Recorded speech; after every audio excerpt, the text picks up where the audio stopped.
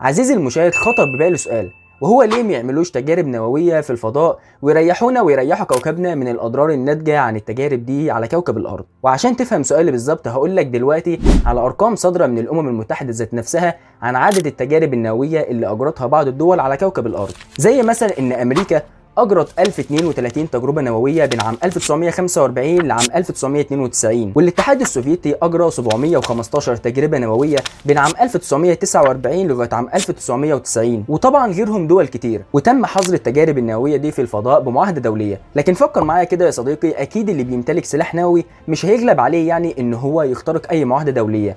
لكن السبب الرئيسي في ده ان في نظريات بتقول ان اي تفجير نووي في الفضاء هيتسبب في حدوث عاصفه كهرومغناطيسيه، واللي هتتسبب في قطع الاتصالات عن الارض وكمان تدمير الاقمار الصناعيه، واللي مش بتستغنى عنها الدول سواء في التجسس او معرفه الارصاد الجويه. لايك وسبسكرايب عشان يوصلك كل الموضوعات الغريبه.